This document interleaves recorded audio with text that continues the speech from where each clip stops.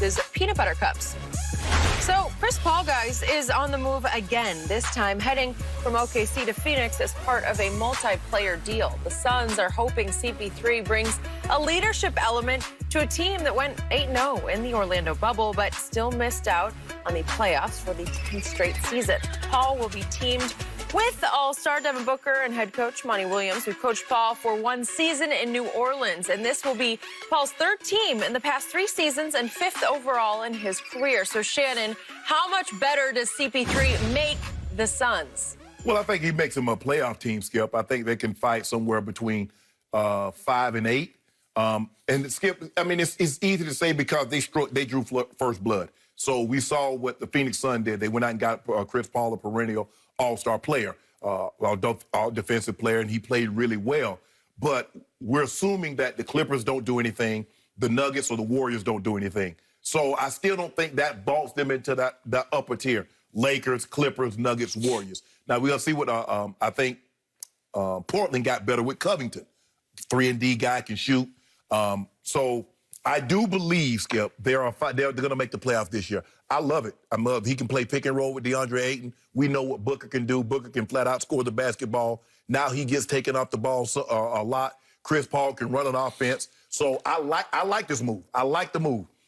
But 2 years, $85 million, I didn't think the Lakers were going to be willing to go there. The Lakers tried to make a play for Holiday. They had Kuzma in there. They didn't want to do that. Would love to get old Holiday. It'd have been a bunch of holidays for if we got him. It would have been old for y'all. But I like this move for them. They're going to be fighting with the Mavericks, the Blazers, Utah, teams of that nature for the 5th through 8th seed. I don't think they're top 4 seed. So what did Chris Paul do last year? He came out of nowhere when I thought he might mail it in Oklahoma City where he was just going to be stuck for a year. And he had his best year ever, to me. All told, best year ever. In fact, if there's such a thing as an unsung or off-radar MVP, he was it. He lifted that team that nobody saw coming all the way to a tie for 4th in the West. Right. Now, there was no Golden State because they were decimated. Right. Okay? So to your point, Golden State's going to rise back up into that top 4 mix, probably. But all I know is this. What did we just talk about? Brooklyn, you win with stars or superstars, right? Devin Booker has potential to become a superstar. I agree. He has potential to win an MVP before he is through. DeAndre Ayton is a potential all-star. Yeah. And it wouldn't shock me if he became an all-star this coming year. Correct. Or maybe in 2 years. Yeah. Chris Paul obviously is a perennial all-star who has made some cases to at least be in the MVP conversation in his career and is an almost certain Hall of Famer. I think it's a done deal. He's going to be a first-ballot Hall of Famer, even though he doesn't have what? A ring. He doesn't have a ring. Yeah. So I've been on him in the past, calling him, instead of CP3, CP0, because he has 0 rings. And I always thought he was a little overrated because everybody was all goo-goo gaga over Chris Paul as the purest point guard, and he couldn't seem to lift those teams he was on previously above some disaster. Well, he'd had a ring by now had David Stern rest his soul, not vetoed that trade he'd got with Kobe. You could argue. Gasol. Okay, what was the easiest path to a ring for Chris Paul? Well, it was obviously going with his, I think his best friend in the world is LeBron James. Yes. So are we all somewhat surprised, if not shocked, that it didn't end up Chris Paul with the Lakers? No. Okay, he is only the president of the Players Association. Yeah. So if anybody has any sort of behind-the-scenes clout, if anybody can dictate his future, it's CP3. So I thought he might just force his way to the Lakers, whether you liked it or not, and you didn't love the concept of it. But I just thought that he and LeBron would conspire to make it happen, because who are the 2 most powerful men in all the basketball world? It's Chris Paul and LeBron James. Am I right? Yeah.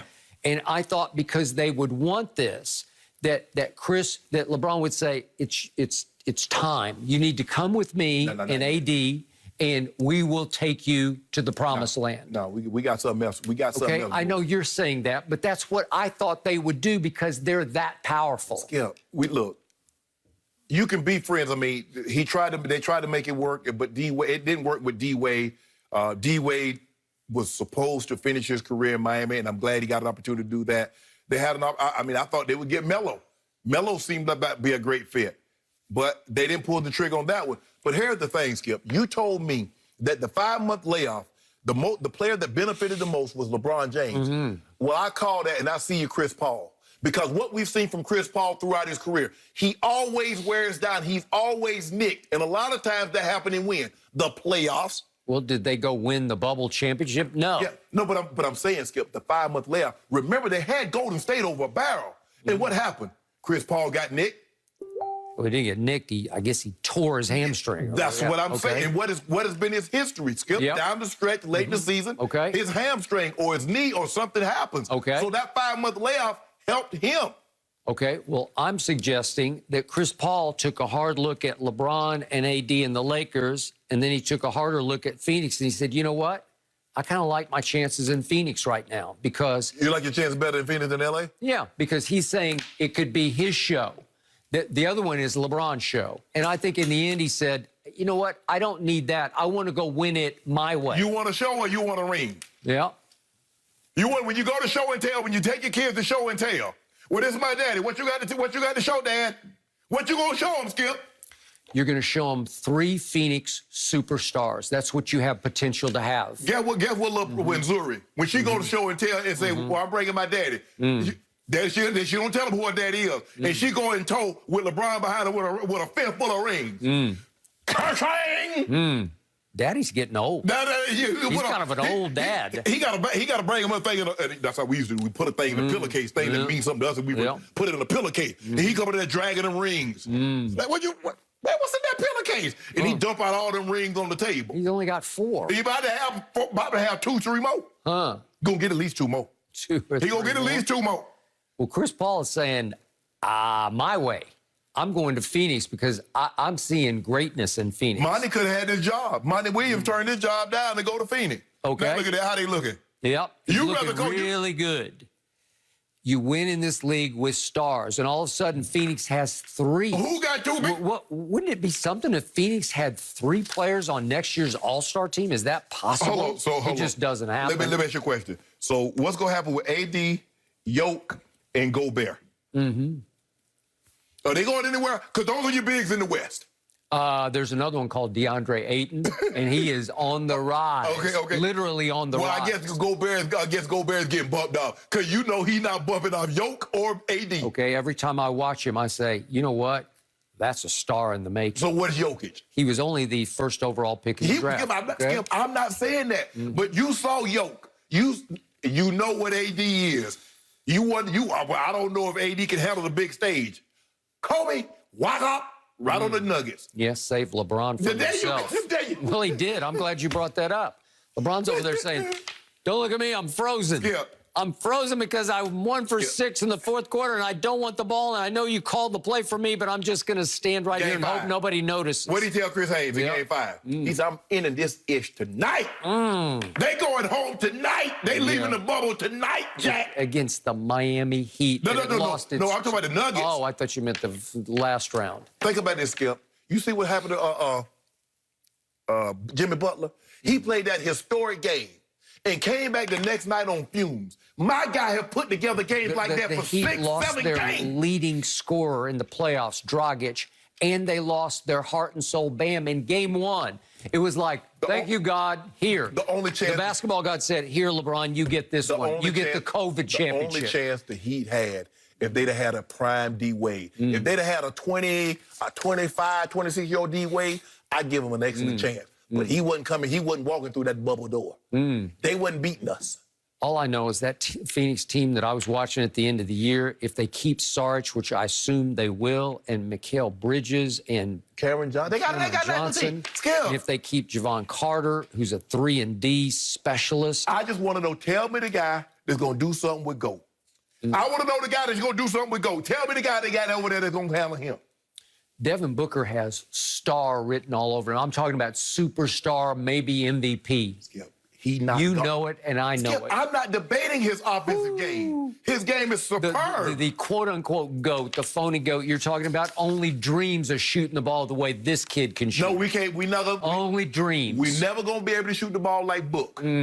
But he can dream to have a third of the career we got, and he'll be an Hall of Famer. If he just have a third, he's got a shot. Now, if he have half the career we got, we talking about a generational talent.